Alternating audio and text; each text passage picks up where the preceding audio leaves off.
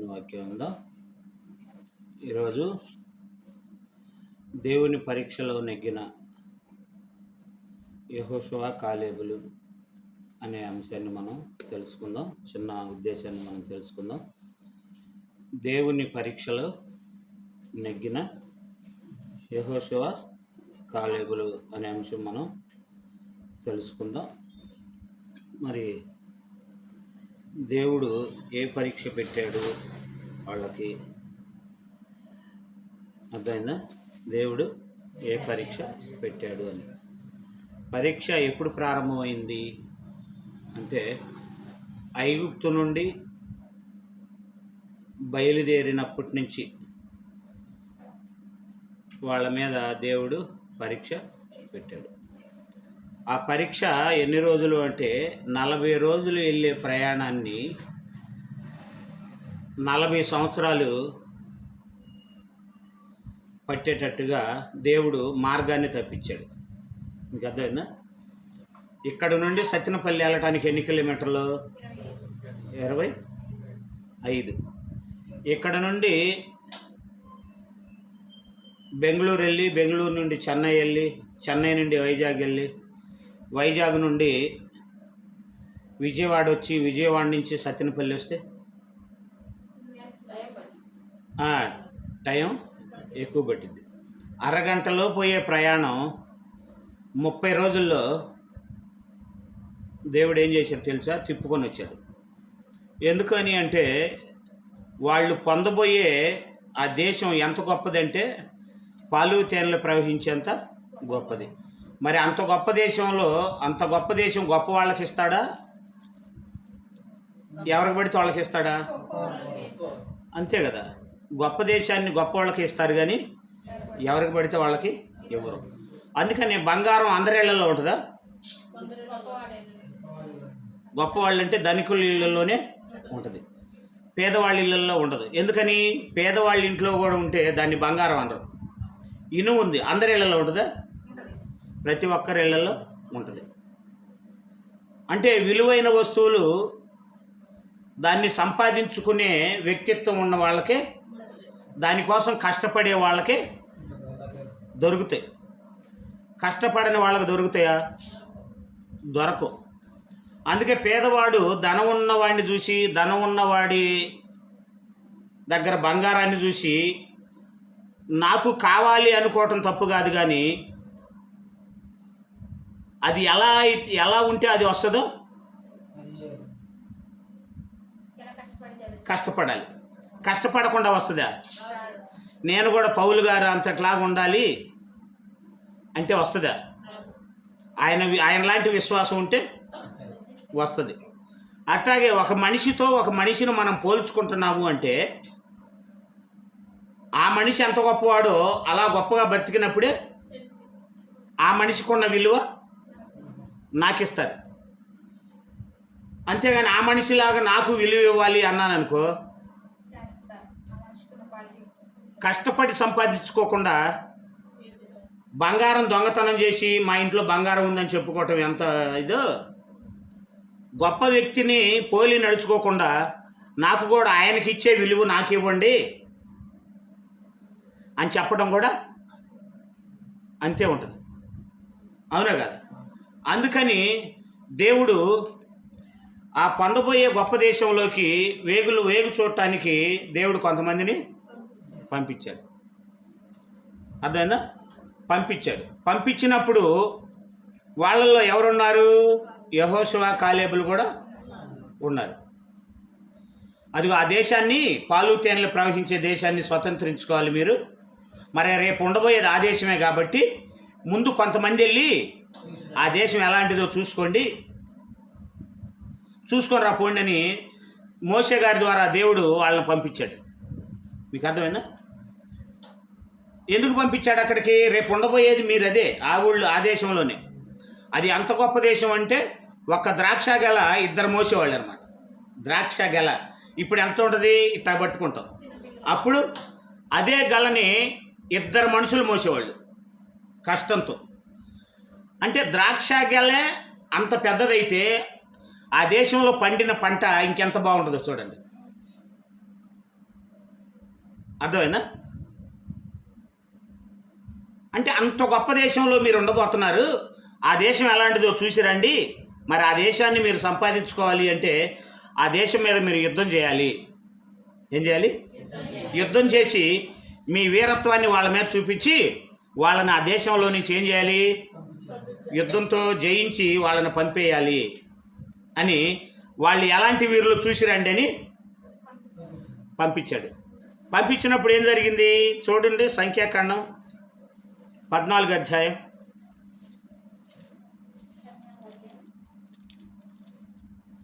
13లోనే చెబుతారు. చూసి వచ్చినప్పుడు ఆ దేశం చూసి వచ్చారు. వచ్చి ఏం చెబుతున్నారో తెలుసా? ఉండండి, 13 అధ్యాయంలో చెబుతాం. 23 వచనం, 13 అధ్యాయం 23 వచనం. వారు ఎష్కోలు లోయలోనికి వచ్చి అక్కడ ఒక్క గెలగల ద్రాక్ష చెట్టు యొక్క కొమ్మను కోసి దండెతో 2 మోసిరి. ఎంతమంది? దండె అంటే భుజాన్ని వేసుకుంటారు. కర్రకి ఏలాడే గట్టి ముందు ఒకళ్ళు వెనక ఒకళ్ళు మోసుకుంటూ వెళ్తారు. ఒకళ్ళు మోయటం చేతగానప్పుడు కుదరనప్పుడు దండెతో 2 మోసిరి. మరియు వారు కొన్ని దానిమ్మ పండ్లను కొన్ని అంజూరపు పండ్లను తెచ్చిరి. ఇశ్రాయేలీలు అక్కడ కోసిన ద్రాక్ష గెలను బట్టి ఆ స్థలమునకు ఎష్కోలు లోయ అని పేరు పెట్టిరి. అంటే ఎష్కోలు లోయ అంటే ఏంటి? ద్రాక్ష గెల లోయ అని అర్థం. అర్థమైందా? తర్వాత 26 వచనం. అట్లు వారు వెళ్ళి పారాను అరణ్యమందలి కాదేశులోనున్న మోషే అహరోనుల యొద్దకు ఇశ్రాయేలీల సర్వ సమాజం వద్దకు వచ్చి వారికిని ఆ సర్వ సమాజమునకును సమాచారము తెలియజెప్పి ఆ దేశపు పండ్లను వారికి చూపించిరి. అంటే ఆ దేశం వెళ్ళారు కదా, ఆ దేశంలో ఒక గల తెచ్చి చూపించారంట. ఇశ్రాయేలీకి చూపించిరి. వారు అతనికి తెలియపరిచినది ఏమనగా, నీవు మమ్మును పంపిన దేశమునకు వెళ్ళితిమి, అది పాలు తేనెలు ప్రవహించు దేశమే, దాని పండ్లు ఇవి. చూడు గెల ఎంత పెద్దదో. ఇంకా మనం ఆ దేశానికి పోతే ఎంత సుఖంగా ఉంటామో చూడు. ఎకరం పంట వేస్తే 10 ఎకరాల పంట వస్తుంది. మీకు అర్థమైందా? ఎకరం కౌలుకి తీసుకొని వేస్తే ఎంత వస్తుంది? 10 ఎకరాల పంట. కౌలుకి ఏం కర్మ? భూమి కూడా వాళ్ళదే కదా. కనానీయులు లేకపోతే ఆ భూమి ఎవరిది? ఇశ్రాయేలు సొంతమే కదా. అంటే భూమి వాళ్ళ సొంతమే. ఒక్క గల ఎంత ఉందంటే ఆ దేశం పండబోయి మనం ఎంతో సుఖం అనిపించబోతున్నామో చూడండి. 1 ఎకరం వేసుకుంటే 10 ఎకరాల పంట వస్తుంటే 100 ఎకరాలు వేసుకుంటే 10,000 ఎకరాల పంట. తినగలరా కుటుంబం? అంత సుఖవంతమైన దేశం అది అని ఆ దేశాన్ని చూడటానికి వెళ్ళి వచ్చిన వాళ్ళు చెప్తున్నారు ఎంత గొప్ప దేశం అని. అర్థమైందా? 28. అయితే ఆ దేశములో నివసించు జనులు బలవంతులు.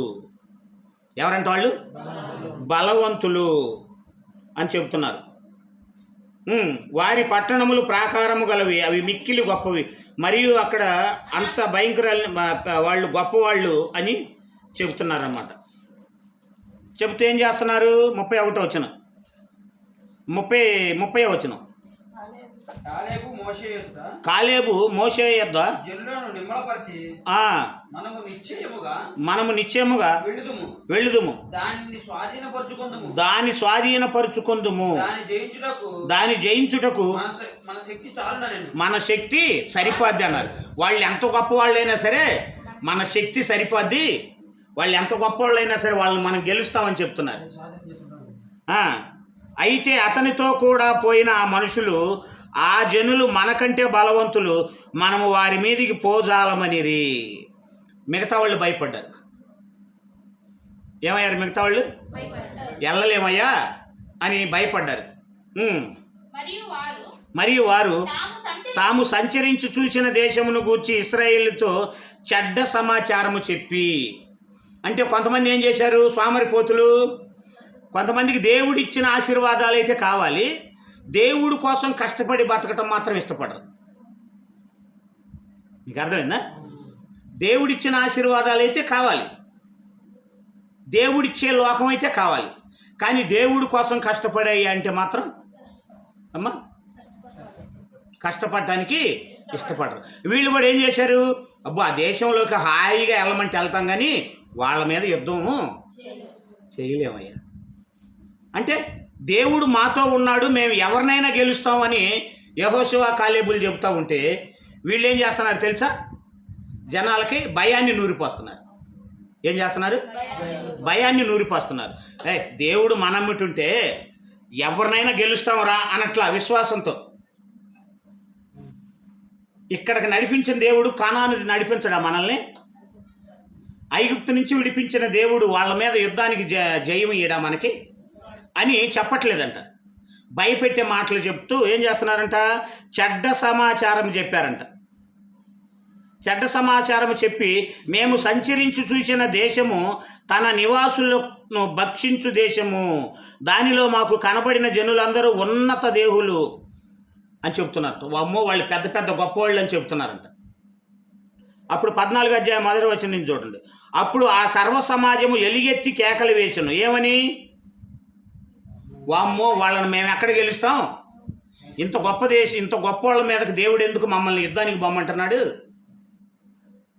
మీకు అర్థమైందా? చావుకు భయపడబాకండి అని యేసుప్రభు చెప్పాడు. యేసుప్రభు చెప్పిన మాట నమ్మిన వాడు భయపడతాడా? భయపడ్డా?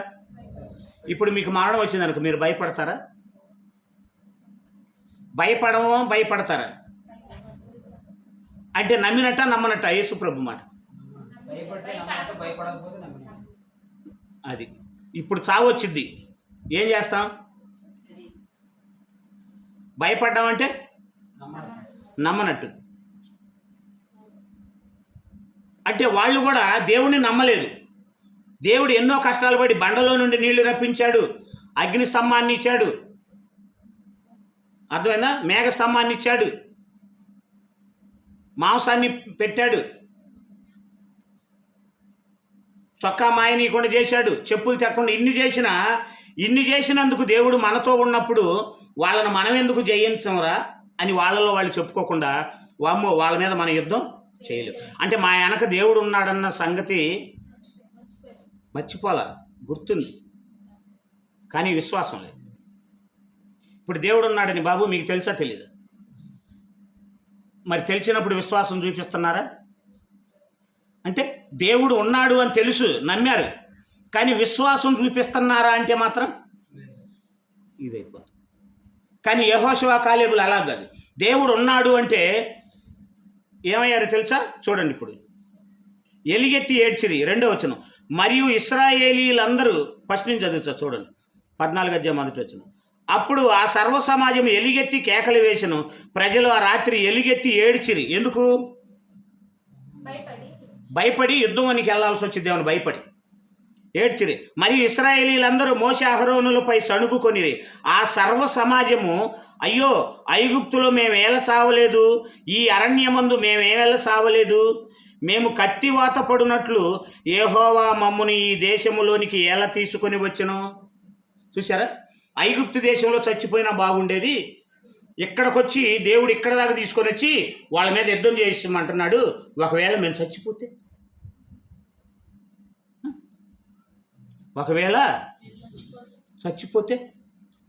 యుద్ధానికి వెళ్ళమంటుంది ఎవరు? దేవుడు మోషే గారి ద్వారా. మరి ఆడ చచ్చిపోతామని భయం ఎందుకు వచ్చింది అంటే మనలాంటి వాళ్ళే వాళ్ళు కూడా. ప్రభు గొప్పుడు అంటాం. ఇప్పుడు మరణం వస్తే నిజంగా ఆహ్వానించేది ఎవరు చెప్పండి?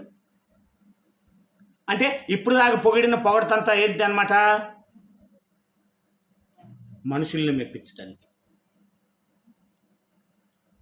మీకు అర్థమైందా? మరణం దగ్గరకు వస్తే మనం కూడా ఆ లిస్టులో ఉన్నామేమో చూసుకోండి. ఐగుప్తు నుంచి ఇక్కడ దాకా బాగానే వచ్చారు, ఇక్కడికి వచ్చి వాళ్ళ మీద యుద్ధానికి వెళ్ళమనేసరికి వెనక్కి దగ్గర. ఇక్కడున్న మనం కూడా దేవుడిని ఇంతగా నమ్మాం కదా, మీలో ఇప్పుడు మరణం వస్తే ఎవరు ధైర్యంగా నిలబడతారు అని మనస్సాక్ష్యమే చేసుకొని చెప్పండి. చేసుకొని చెప్పలేరు అంటే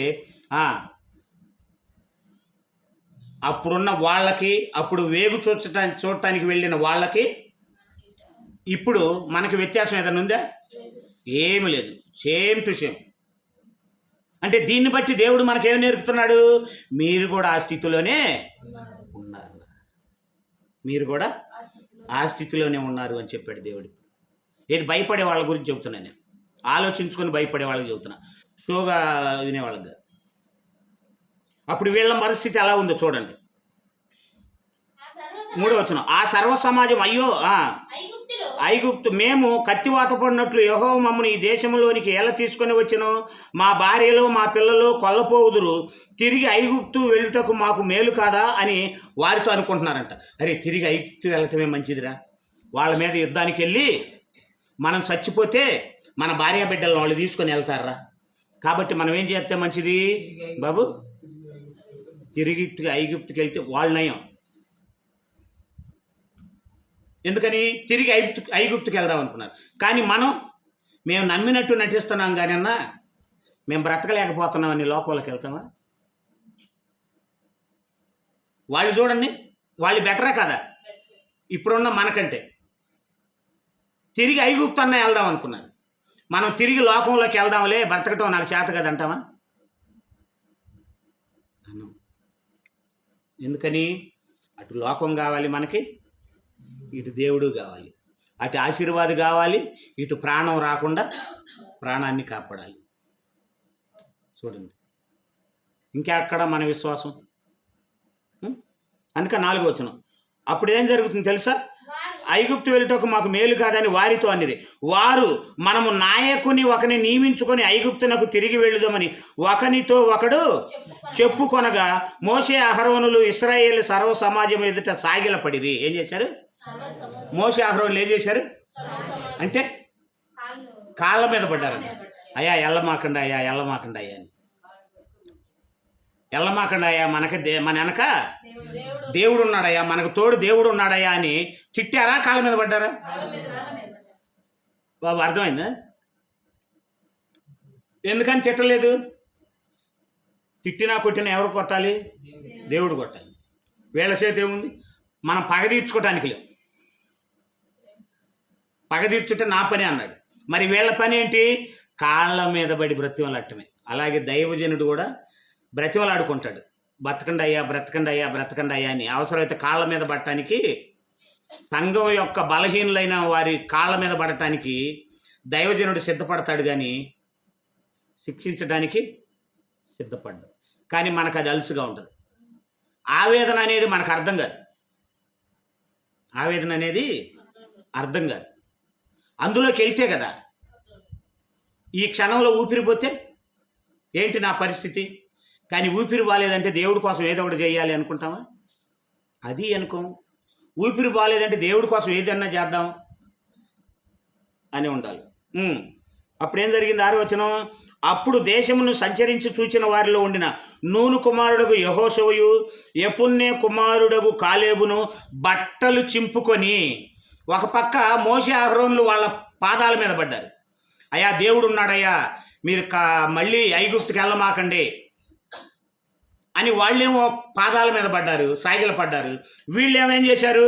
సాగిల పడ్డా వీళ్ళు మారని వాళ్ళే. వీళ్ళ మనసు, వీళ్ళు మారరు, అరే ఏం చేస్తే మారతారా అని ఏం చేసుకున్నారు? బట్టలు చించుకున్నారు. అంటే బట్టలు చించుకోవటం అంటే మీకు ఎట్ట చెబితే మీరు మారతారా, ఏ విధంగా చెబితే మీ విశ్వాసం బలపడిద్దిరా, ఏం చెయ్యాలరా, మేము ఎట్ట చేస్తే మీరు మారతారో చెప్పండి రా అని ఏం చేశారు? బట్టలు చించుకున్నారు. మీకు అర్థమైంది వీళ్ళ తపన?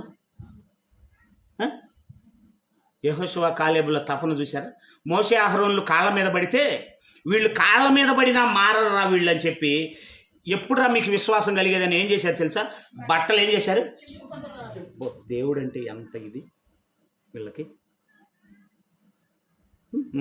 బట్టలు చింపుకొని ఇశ్రాయేలు సర్వ సమాజముతో మేము సంచరించి చూచిన దేశము మిక్కిలి మంచి దేశము, యెహోవా మనయందు ఉంచిన ఎడల, చూడండి, యెహోవా మనయందు ఆనందించిన ఎడల ఆ దేశములో మనలను చేర్చి దానిని మనకిచ్చును. ఏమన్నారు? ఆ దేశాన్ని మనకిస్తాడు. మనకివ్వటం అంటే వాళ్ళ మీద విజయాన్ని మనకిస్తాడు అని చెబుతున్నాడు. ఎలా చెబుతున్నారు? బట్టలు ఎందుకు దించుకున్నారు చెప్పండి?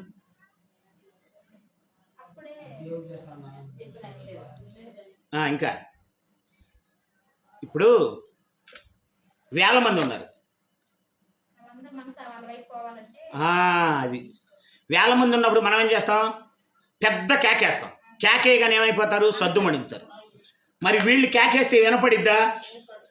అందుకని మేము చెప్పబోయేది మీరు వినండి అని గట్టిగా అరవటానికి ఇదిగాక బట్టలు చించుకున్నారు. అరే ఏందిరా బట్టలు చించుకున్నారని అప్పుడు సర్వ సమాజం చూపు ఎవరి మీద పడింది? వీళ్ళ మీద పడింది.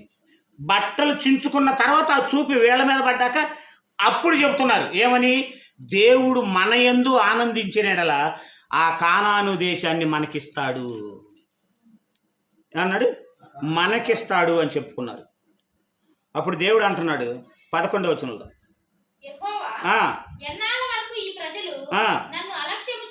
అబ్బా దేవుడు కూడా ఇసుకేసింది. ఎన్నాళ్ళ వరకు ఈ ప్రజలు నన్ను లెక్క చేయకుండా ఉంటారు అంటున్నాడు. చూసారా? అంటే దేవుడికి ఆవేదనేసి దేవుడే అంటున్నాడు ఎన్నాళ్ళ దాకా ఈ ప్రజలు నన్ను నిర్లక్ష్యం చేస్తారు? ఎన్నాళ్ళ వరకు? అబ్బా ఎన్నాళ్ళ వరకురా? నేను ఏం చేశానురా మీకు? సముద్రాన్ని చీల్చాను, నమ్మకం లేదా? 40 సంవత్సరాలు ఒకే చొక్కా మాయకుండా వేసుకున్నారు, నమ్మకం లేదా? 40 సంవత్సరాలు ఒకే చెప్పులు ఒకే జోడు తొడుక్కున్నారు, నమ్మకం లేదా? దేన్ని బట్టి నా మీద నమ్మకం లేదో చెప్పండి అని దేవుడు అడుగుతున్నాడు. అంటే యెహోషువ కాలేబు బట్టలు చించుకున్నారు, దేవుడు ఏం చించుకున్నాడు? హృదయాన్ని చించుకున్నాడు. ఏం చించుకున్నాడు? హృదయాన్ని చించుకున్నాడు. అప్పుడప్పుడు మనం బీపీ ఎక్కి ఏం చెప్పాలో అర్థంగా తలకేసి బాదుకుంటాం. ఏ టైపు చెబితే మీరు మారతానే తలకేసి బాదుకుంటామే. దేవుడు కూడా ఏం చేశాడు? అలాగా చేశాడు. అంటే యెహోషువ కాలేబులు ఏం చేశారన్నమాట? ఆవేదనని అర్థం చేసుకున్నారు. అందుకని అంటున్నాడు ఇక్కడ, మనం ఎక్కువ చెప్పుకోవద్దు కానీ 22వ వచనం చదువుతాం. నేను ఐగుప్తులోను అరణ్యములోను చేసిన సూచక్రియలను నా మహిమను చూచిన ఈ మనుషులందరూ ఈ 10 మార్లు నా మాట వినక నన్ను పరిశోధించిరి. ఎన్నిసార్లు అంట? 10 సార్లు నా మాట వినక ఎవరిని పరిశీలించారంట? ఇంతకైనా దేవుడా కాదా? ఒరే సముద్రాన్ని చీల్చినప్పుడు నమ్మకం లేదా? ఒకే చొక్కా వేసుకున్నప్పుడు నమ్మకం లేదా? 40 సంవత్సరాలు మేఘస్తంభాన్ని పెట్టినప్పుడు నమ్మకం లేదా? అగ్ని స్తంభాన్ని పెట్టినప్పుడు నమ్మకం లేదా? బండలో నుండి నీళ్లు రప్పించినప్పుడు నమ్మకం లేదా? అంటే ఇన్ని అద్భుతాలు చేసినా ఏమంటున్నాడు? నన్ను పరీక్షించిరి కాగా వారి పితరులకు వారు చూడనే చూడరు.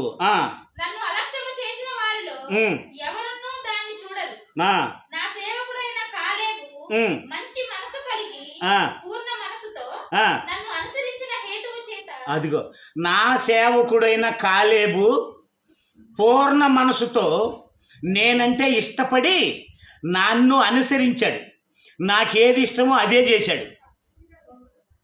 చూడండి ఎలా అనుసరించాడంటే పూర్ణ మనసుతో. మనదే మనసు? యేసు ప్రభు మృతులలో నుంచి తిరిగి లేచాడయ్యా, చావుకు భయపడలేదయ్యా అంటాం. అదే చావు ఈ రాత్రి మన దగ్గరకు వస్తే నేనైతే చావుకు భయపడతానయ్యా అంటాం.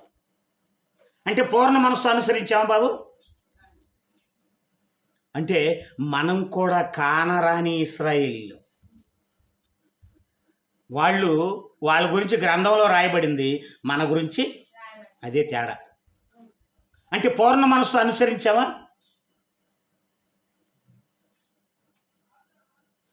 చూడండి,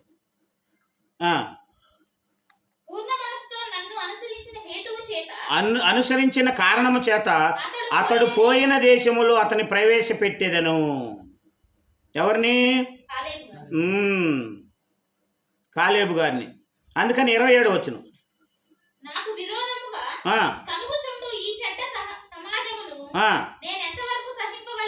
బా దేవుడు అంటున్నాడు నన్ను ఇంకా సణుగుతూ ఇంకా పరిశీలిస్తున్నారు, ఇలాంటి సమాజాన్ని నేను ఎంత సహించాలి అని మోషే అహరోనులను అడుగుతున్నాడు. అంటే మనుషులను అడుగుతున్నాడు. మంచి వాళ్ళైన మోషే అహరోనులను ఏమడుగుతున్నాడు బాబు? ఎంతకాలం సహించాలి? ఎంతవరకు సహింపవలను? ఇశ్రాయేలీయులు నాకు విరోధముగా సణుగుచున్న సణుగులను విని ఉన్నాను. నీవు వారితో యెహోవా వాక్కు ఏదనగా, నా జీవము తోడు మీరు నా చెవిలో చెప్పినట్లు నేను నిశ్చయముగా మీ ఎడల చేసేదను. మీ శవములు అరణ్యములోనే రాలిపోతాయి. మేము ఏల రాలకపోతిమి ఐగుప్తులు అన్నారు. ఐగుప్తులు ఏల చావకపోతిమి అన్నారు. అప్పుడు దేవుడు అన్నాడు, అంత తొందర ఎందుకు? ఆ చావేదో ఇక్కడే చచ్చిపోదురు కానీ ఎందుకు? ఏల చావకపోతిమి ఐగుప్తులు అని అన్నారు కదా, మళ్ళీ వెళ్ళి అక్కడే చచ్చిపోదాం పద అని నాయకుల్ని ఏర్పాటు చేసుకున్నారు కదా, అక్కడెందుకు వెళ్ళటం? ఇక్కడే కాజేస్తానన్నాడు అన్నాడు దేవుడు. అదే మాడుతుంది, నేను నిశ్చయముగా మీ ఎడల చేసేదను, మీ శవములు ఈ అరణ్యములోనే రాలును. మీ శవములు ఈ అరణ్యములోనే రాలును. మీ లెక్క మొత్తము చొప్పున మీలో లెక్కింపబడిన వారందరూ అనగా 20 ఏండ్లు మొదలుకొని పైప్రాయము కలిగి నాకు విరోధముగా సణిగిన వారందరూ రాలిపోదురు. లక్షల మంది ఏమైపోతారంట? రాలిపోతారంట. దోమలు కడ్డీ పెడితే ఎలా రాలిపోతాయి దోమలన్నీ? అర్థమైందా? ఆ పొగకి ఎలా రాలిపోతాయి, అలాగే దేవుడు కోపానికి వాళ్ళందరూ ఏమైపోతారంట? మీకేనా తెలివితేటలుందిరా అంటాడు దేవుడు. మీకేనా తెలివితేటలుంది? నాకు లేవా? ఇంత మంచి చేసినా, ఇన్ని అద్భుతాలు చేసినా మర్చిపోయారు అని ఏమన్నాడు? ఇది చేశాడు. తర్వాత ఏమన్నాడు? 30 వచనం, యెఫున్నె కుమారుడైన కాలేబును నూను కుమారుడైన యెహోషువయు మిమ్మును నివసింపజేయుదునని నేను ప్రమాణము చేసిన దేశమందు మీలో ఎవరునూ ప్రవేశింపరు. ఒక్కడిన కూడా బాని నా దేశంలోకి. ఎందుకని? అంత గొప్ప దేశంలోకి ఇంత చెడ్డ వాళ్ళని ఎందుకు పంపిస్తాను నేను? ఎంత గొప్ప దేశమో అంత గొప్ప వాళ్ళని పంపిస్తా. ఎవరు వాళ్ళు? యెహోషువ, కాలేబు. ఎందుకని? నిండు మనసుతో అనుసరించారు దేవుణ్ణి, నిండు మనసుతో నమ్మారు, నిండు మనసుతో అనుసరించారు. అందుకని వాళ్ళను మాత్రమే పంపిస్తాను అన్నాడు. అవునా కదా? 32, అయితే మీ శవములు ఈ అరణ్యములో రాలును, మీ శవములు ఈ అరణ్యములో క్షయమగు వరకు మీ పిల్లలు ఈ అరణ్యములో 40 ఏండ్లు తిరుగులాడుచు. ఏమన్నాడు? 40 ఏళ్ళు అక్కడక్కడే తిప్పుతాడంట. 40 సంవత్సరాలు 40 రోజుల్లో వెళ్ళాల్సిన ప్రయాణాన్ని ఏమంటున్నాడు ఇక్కడ? 40 సంవత్సరములు అక్కడక్కడే తిరుగుతారు. నేను సత్తెనపల్లి వెళ్ళాలి అన్న ఇక్కడెక్కడే తిరుగుతున్నాను అనుకో, దేవుడు ఏం చేశాడు? అక్కడక్కడే తిప్పుతా. మీరు వెళ్తారా? 40 రోజులు వెళ్ళొచ్చు అనుకుంటున్నారా? 40 సంవత్సరాలు అక్కడే తిరుగులాడ చేస్తానని ఏం చేసి తెలుసా? ఎందుకని 40 సంవత్సరాలు తిరుగులాడ చేసింది? టెస్ట్. ఈ 40 సంవత్సరాల్లో నన్ను అనుసరించి బతికేది ఎవరు? మరి చంపుతానన్నా కదా, చంపుతానన్నప్పుడైనా భయపడతారా? భయపడరా అని సమయం ఎంత ఇచ్చాడు? 40 ఏళ్ళు. 40 సంవత్సరాల్లో వెళ్ళాల్సిన ఆ దేశానికి 40 సంవత్సరాలు పట్టేటట్టు చేశాడు. అంటే రోజుకి 1 సంవత్సరం చొప్పున. అదే అంటాడు చూడండి, మీరు ఆ దేశమును సంచరించి చూచిన 40 దినముల లెక్క ప్రకారము దినమునకు 1 సంవత్సరము చొప్పున 40 సంవత్సరములు మీ దోష శిక్షను భరించి. చూసారా? ఇది వండర్ఫుల్ మాట బాబు. ఎలా వండర్ఫుల్ అయితే చెప్పండి. నమ్మకుండా యుద్ధానికి వెళ్ళలేదు కదా. మీకు అర్థమైందా? యుద్ధానికి వెళ్ళమంటే వెళ్ళకుండా మళ్ళీ ఆ ఊరే వెళ్దాం, ఐగుప్తు దేశం వెళ్దాం అన్నారు కదా.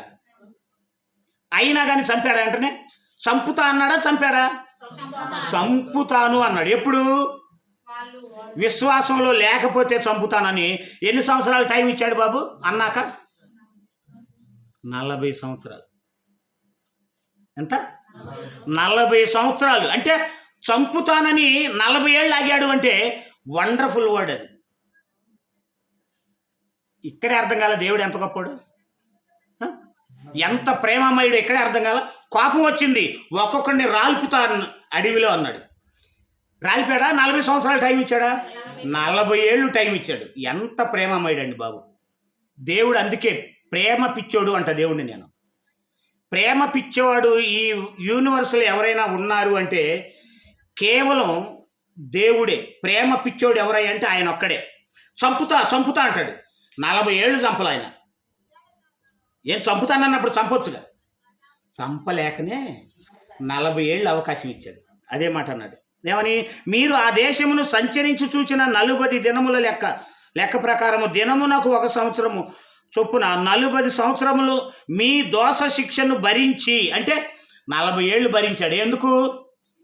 నేను చంపుతానన్నాను కదా, కనీసం ఆ మాటకైనా భయపడతారా? భయపడరా అని. మీకెట్టాగుందో కానీ నాకు మాత్రం చాలా అద్భుతంగా ఉంది మాట. దేవుడు అంటే ఇంకా ఇష్టమైంది నాకు. మీకు అర్థమైందా? అందులోకి దిగిన వాళ్ళకి అర్థమైంది.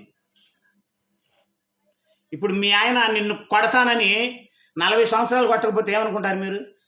మీరైతే మా ఆయన కొట్టడం చేత కానీ వాడక్క, నేను తిరగబడతానేమని మా ఆయనకి భయం. అంటే కొట్టనివాడిని చూస్తే అలుసు, కొట్టేవాడిని చూస్తే భయం. ఇక్కడ కూడా ఏమైపోయింది? అరే ఈయన చంపుతానన్నాడు కానీ ఏంది చంపలేదు, 40 ఏళ్ళు బతికే ఉన్నాం మనం. ఓహో ఈయన ఊరకన్నాళ్ళు లేరా అనుకున్నారు. ఏమనుకున్నారు? ఆ సహనాన్ని 40 సంవత్సరాలు అలుసుగా తీసుకున్నారు. అలుసుగా తీసుకుని ఏం చేశారు? దినమునకు 1 సంవత్సరం చొప్పున 40 సంవత్సరాలు మీ దోష శిక్షను భరించి నేను మిమ్మల్ని రోసి వేసినట్లు. రోసినోడా అంటారు చూసారా? అరే రోసినోడు రైడు, వదిలేసినోడు అని అర్థం. రోసినోడు అంటే పల్లెటూళ్ళలో అంటారు అన్నమాట, సిటీల్లో తెలియదు. మా ఊళ్ళో అంటారు రోసినోడు. ఇడెవడురా ఇంత రోసేసినోడు అంటారు. విడిచినోడు. అందుకని ఏమంటున్నాడు? మీ దోష శిక్షను భరించి నేను మిమ్మును రోసి వేసినట్లు తెలుసుకొందురు. ఏం చేస్తారు? తెలుసుకొందురు. ఇది యెహోవాను నేను చెప్పిన మాట. చూడండి 32వ అధ్యాయం 13వ వచనం కూడా.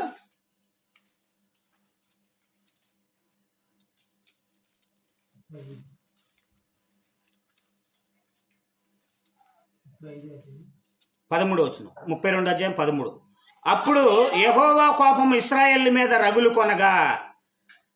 ఏమైందంట? ఎప్పుడు ఎన్ని సంవత్సరాలకు రగులుకుంది? 40 సంవత్సరాలకి రగులు కొనగా యెహోవా దృష్టికి చెడు నడత నడిచిన ఆ తరము వారందరూ నశించు వరకు అరణ్యములో 40 ఏండ్లు ఆయన వారిని తిరుగులాడ చేసెను. ఏం చేశారు? తిరుగులాడ చేసెను. మీరు నన్ను పరీక్షిస్తారా? నేను 40 ఏళ్ళు పరీక్షించారా మిమ్మల్ని? మనుషులైన మీరే నన్ను 10 సార్లు పరీక్షించి శోధిస్తే దేవుణ్ణైనా నేను 40 ఏళ్ళు మీకు అవకాశం ఇచ్చానురా. నేను చంపుతానంటేనైనా భయపడతారేమోనని 40 ఏళ్ళు ఎదురు చూశానురా. కానీ ఒక్కడు బతుకు. ఏమైపోయారు?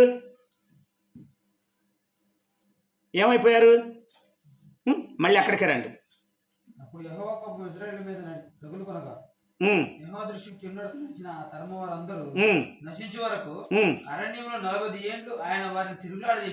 ఎందుకు 40 ఏళ్ళు పట్టింది? టెస్ట్ చేశాడు. మరి అంతే కదా, టెస్ట్ చేశాడు. 40 సంవత్సరాలు ఆ దేశానికి వెళ్ళే లోపులోనే ఐగుప్తుకి కానానికి మధ్యలో వీళ్ళని ఏం చేశాడు? పరీక్ష పెట్టాడు.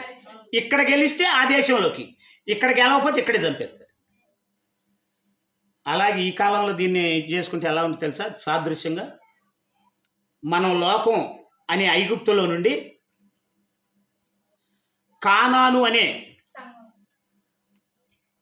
ఇందులోకి వచ్చాం. అర్థమైందా? కానాను అనే పరలోకం వెళ్ళటానికి మధ్యలో మార్గం ఇది, ప్రయాణం. మీకు అర్థమైందా? ఐగుప్తు అనే లోకంలో నుండి ఆ రోజు మోషే గారి ద్వారా ఐగుప్తుని విడిచిపెట్టినట్టు ఈరోజు క్రీస్తు ద్వారా లోకాన్ని విడిచిపెట్టాం. లోకాన్ని విడిచిపెట్టి అటు పరలోకానికి ఇటు ఐగుప్తుకి మధ్యలో ఉన్నాం మనం. అంటే పరలోకానికి భూ సంబంధమైన లోకానికి మధ్యలో ఉన్నాం మనం. అంటే మనల్ని కూడా దేవుడు ఏం చేస్తున్నాడు? ఊపిరిపోయేంతవరకు. అది ఇందాక మీకు ఒక ప్రశ్న వేసా, చావొస్తే ఎదుర్కొంటారా అని. ఎదుర్కోవటం కోసమే ఈ ప్రయాణం. ఇది సాదృశ్యం తెలుసా? ఎదుర్కోవటం కోసమే ఈ ప్రయాణం. దీన్ని ఏమన్నా తెలుసా? శరీరం అనే అడ్డు తెర అన్నది. ఈ శరీరం అనే తెర ఎప్పుడైతే వదిలిపోద్దో అప్పుడు పరలోకంలోకి డైరెక్ట్గా వెళ్ళిపోతుంది. ఇది సాదృశ్యంగా ఒకరోజు చెప్తాను. అర్థమైందా? కాబట్టి 14:34 మీరు సంఖ్య ఇదే ఇది సంఖ్యాకాండం. 14:34 మీరు ఆ దేశము సంచరించి చూచిన 40 దినముల లెక్క ప్రకారము దినమునకు 1 సంవత్సరం చొప్పున 35 చదువు. ఇది వద్దులే, టైం ఎక్కువైంది. 26 అధ్యాయంలోకి రండి, ఇంకా సమయం ఎక్కువైంది. 26 అధ్యాయం 65 వచ్చింది చదవండి. ఎలాగనగా వారు నిశ్చయముగా అరణ్యములో చనిపోవుదురని యెహోవా వారిని గూర్చి సెలవించెను. యెఫున్నె కుమారుడైన కాలేబును నూను కుమారుడైన యెహోషువయు తప్ప వారిలో ఒక్కడైనను మిగిలి ఉండలేదు. అదిగోండి, ఎంతమంది మిగలలేదంట? యెహోషువ, కాలేబులు ఎవరైతే ఆయన్ని మనస్ఫూర్తిగా అనుసరించారో వాళ్ళు తప్ప, అంటే 20 సంవత్సరాల పైబడిన వాళ్ళు. మీకు అర్థమైందా? చదవండి. నూను కుమారుడైన యెహోషువయు తప్ప వారిలో ఒక్కడైనను మిగిలి ఉండలేదు. అప్పుడు యోసేపు కుమారుడైన మనష్షే వంశంలో చాలు ఏలయనగా వారు నిశ్చయముగా అరణ్యములో చనిపోదురని యెహోవా వారిని గూర్చి సెలవిచ్చెను. యెఫున్నె కుమారుడు కాలేబును నూను కుమారుడైన యెహోషువ తప్ప వారిలో ఒక్కడైనను మిగిలి ఉండలేదు. అంటే అందరూ ఏమైపోయారు? బయలుదేరింది ఎంత తెలుసు? సుమారు 20 లక్షల మంది. లెక్కేసుకుంటే సుమారు 20 లక్షల మంది. 20 లక్షల మందిలో యెహోషువ, కాలేబులు వారి జనాంగం మాత్రమే వెళ్ళిపోయారు. మీకు అర్థమైందా?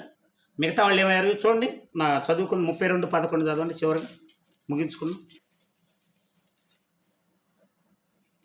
20 ఏండ్లు మొదలుకొని అభిప్రాయం కలిగి 10:11 ఆ దినమున యెహోవా కోపము రగులుకొని 20 ఏండ్లు మొదలుకొని పైప్రాయము కలిగి ఐగుప్తు దేశములో నుండి వచ్చిన మనుష్యులలో పూర్ణ మనస్సుతో యెహోవాను అనుసరించిన కెనెజీయుడగు యెఫున్నె కుమారుడైన కాలేబును నూను కుమారుడైన యెహోషువయు తప్ప మరి ఎవడును పూర్ణ మనసుతో నన్ను అనుసరింపలేదు గనుక నేను అబ్రహాము, ఇస్సాకు, యాకోబులకు ప్రమాణపూర్వకముగా ఇచ్చిన దేశమును వారు తప్ప మరి ఎవరును చూడరని ప్రమాణము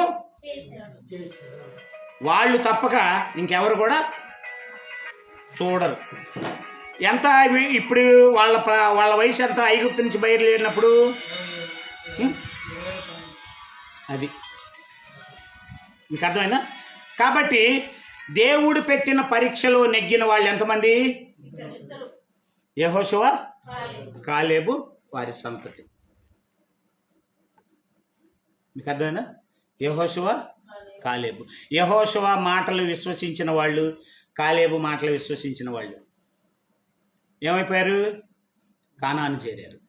మిగతా వాళ్ళు ఏమైపోయారు? దేవుడు చంపేశాడు. దేవుడు దుర్మార్గం ఇక్కడ ఏమైనా ఉందా? ఒక్కసారి చంపుతానని వెంటనే చంపకుండా 40 ఏళ్ళు అవకాశం ఇచ్చాడు. మతోన్మాదులకి ఇది తెలియదు. రాళ్లతో కొట్టి చంపే దేవుడా అంటారు. అరణ్యంలో అందరిని చంపిన దేవుడా? 40 ఏళ్ళు అవకాశం ఇచ్చాడు. ఇది చూడరు ఎవరు కూడా. మీకు అర్థమైందా? మతోన్మాదులు అడుగుతారు, మీరు చూసారా, విన్నారా?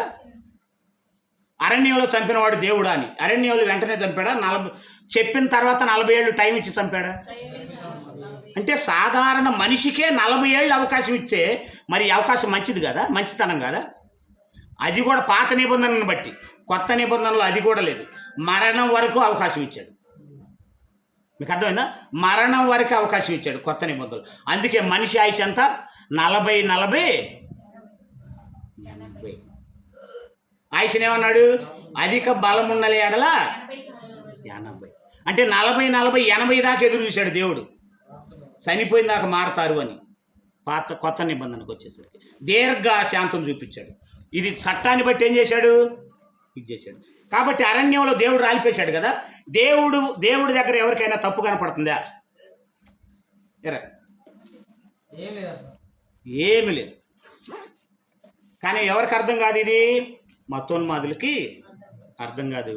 బైబిల్ సరిగా చదవని, సత్యవాక్యాన్ని విభజించని కొందరికి, బైబిల్ నేర్చుకునే దైవజనులకి. మీకు అర్థమైందా? కాబట్టి దేవుడు పరీక్షలో వాళ్ళు ఎంతగా నెగ్గారో, సహనంతో నెగ్గారా? లేకపోతే సహనంతో వాళ్ళని నొచ్చుకోకుండా బట్టలు చింపుకున్నారు అంటే వాళ్ళ తెలివితేటలు ఎంతది. ఇప్పుడు మీరు సరిగా బ్రతకలేదనుకోండి, నేను బట్టలు చించుకున్నాను అనుకోండి, అర్థమేంటి తెలుసా? మిమ్మల్ని ఏమీ చెయ్యలేక నన్ను నేను చేసుకోవటం. మీకు అర్థమైందా? మీకు ఎప్పుడు చెబుతుంటారు కదా, మేము పనికి వెళ్ళి వచ్చి పెందరాడి లేకపోతే అప్పుడు బావిలో నీళ్లు తెచ్చేది. మా నాన్న ఆ బొంగా బకెట్ టీవీ నేనన్నా చేస్తా అంటాడు, మమ్మల్ని లేపుతాడు. మేము లేవం నిద్రమత్తులో. ఆ బొంగా బకెట్ టీ నేను చేస్తా నీళ్లు అంటాడు, మా చెవును పడేటట్టు. మేమేం చేస్తాం? వెంటనే సరే వద్దులే మేమే తీసుకొస్తాం. అంటే మమ్మల్ని తిట్టలా, కొట్టలా. ఎందుకు లేవర్రా మీరు, ఎందుకు నీళ్లు తేర్రా అనలా. మరేం చేశాడు? కొట్టలేక, కొట్టే మనసు లేక నేనే తెస్తాను టీవీ నీళ్లు. ఆ బొంగా బకెట్ టీ అనగానే వెంటనే చెవును పడి ఏం చేస్తాం? లేచేవాళ్ళం. తండ్రి ప్రేమ అలాంటిది. అలాగే దేవుడి ప్రేమ అంతకంటే, మన తల్లిదండ్రుల కంటే గొప్ప ప్రేమ. ఆ ప్రేమని నిర్లక్ష్యం చేయాలనే మనసు మనిషికి ఎందుకు వస్తుందో నాకు ఇప్పటికి కూడా అర్థం లేదు. నిర్లక్ష్యం చేసావనుకో, నిలబడు, స్థిరంగా ఉండు, ఇక నుంచైనా ధైర్యంగా ఉండాలని తెచ్చుకో. దేవుడు ఏం చేస్తాడు? ఇప్పుడు నిలబెడతాడా? నిలబెట్టడా? అది దేవుడు తలుచుకుంటే ఎప్పుడో పోవాలి మనం. కానీ పోలేదు అంటే సహనం, టైం ఇస్తున్నాడు. ఇంకా మారు నాన్న, ఇంకా మారురా, ఇంకా మారురా అని. ఓహో, శిక్షించకుండా మారమంటున్నాడు పిచ్చోడు అనుకున్నాం అనుకోండి, వాళ్ళ గతి ఏమైంది?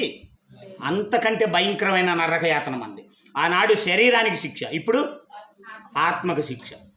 అది కాబట్టి గ్రహించి మరి మనం కూడా ఆనాటి ఇశ్రాయేలీల్లాగా కాకుండా ఆనాడున్న యెహోషువ కాలేబుల్లాగా మరి విశ్వాసంలో నిలబడి దేవుని పరీక్ష నెగ్గి మరి దేవుడు మన కోసం ఏర్పాటు చేసిన పరలోకానికి, ఆనాడు వాళ్ళు యెహోషువ కాలేబులు జనాంగం కానాను వెళ్తే, ఈనాడు ఉన్న మనం పరలోకం అనే కానాను వెళ్ళేవారిగా సిద్ధపడాలని ప్రభుపేట మీకు తెలియజేస్తూ నేను ముగిస్తున్నాను. అందరికీ వందనాలు. మరి